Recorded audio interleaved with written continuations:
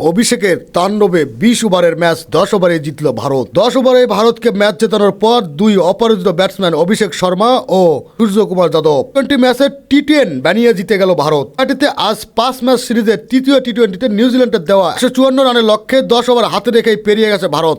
অভিষেক শর্মার তাণ্ডবে পাওয়া ৮ উইকেটের জয়ে ৩-০ ব্যবধানে এগিয়ে গেছে ভারত, যার অর্থ ২ ম্যাচ হাতে রেখেই সিরিজ জিতল দলটি। টসে হেরে ব্যাটিং পেয়ে ৯ উইকেটে ১৫৩ রান করে নিউজিল্যান্ড।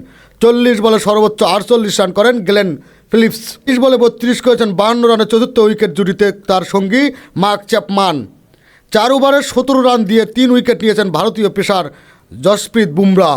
ম্যাচরা হয়েছেন বুমরাই। রান তারায় প্রথম বলেই সঞ্জু স্যামসনকে বোল্ড করে দেন কিউ পেসার ম্যাট হেনরি। ওভারের তৃতীয় ও চতুর্থ বলে ছক্কা মেরে পাল্টা আক্রমণ শুরু করেন ঈশান কিষান। ওভারে আসে ১৬ রান। অভিষেকের তাণ্ডব শুরু হয় দ্বিতীয় ওভারে।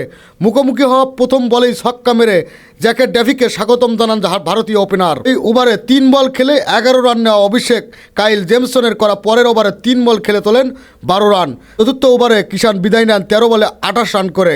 তাতে ভাঙে ২৯ বলে গড়া দুজনের ৫৩ রানের জুটি। এরপর উইকেট এসে ধ্বংসস্তূপে যোগ দেন সূর্যকুমার যাদব। দুইজনে ৪০ বলে ১০২ রানের জুটি করে দলকে জয়ের বন্দরে নিয়ে যান। অব্যাহত বলার হিসেবে আন্তর্জাতিক টি-20তে ১৫০ বা এর বেশি রানের লক্ষ্য পেরিয়ে দ্বিতীয় বড় জয় ভারতের।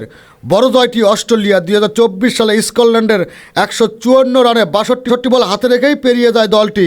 পাওয়ার প্লের শেষ বলে ডাফিকে ছক্কা মেরে ১৪ বলেই 50 পেয়ে যান অভিষেক। আন্তর্জাতিক টি-20তে ভারতের হয়ে এর চেয়ে কম বলে 50 করেছেন শুধু যুবরাজ সিং। ৭ টি-20 বিশ্বকাপ ডারবানে ১২ বলে 50 করার পথে ইংলিশ পেসার স্টুয়ার্ট ব্রডের ১ ওভারে ৬ ছক্কা মেরেছিলেন যুবরাজ। পাওয়ার প্লেতে ভারতের তোলে ৯৪ রান। মাত্র ১ ওভারে ভারত প্রথম ৬ ওভারের চেয়ে বেশি রান তুলেছিল টি-20তে। গত বছর ইংল্যান্ডের বিপক্ষে ৯৫। অভিষেক আজ শেষ পর্যন্ত ২০ বলে ৬৮ রান করে অপরাজিত থাকেন। ৭টি ৪ ও ৫টি ছক্কা মেরেছেন অভিষেক। ভারত অধিনায়ক সূর্যকুমার যাদব ২৬ বলে ৬-৪ ও ৩ ছক্কায় অপরাজিত থাকেন ৫৭ রান করে। আপডেট নিউজ পেতে চ্যানেলটি সাবস্ক্রাইব করে সাথেই থাকুন।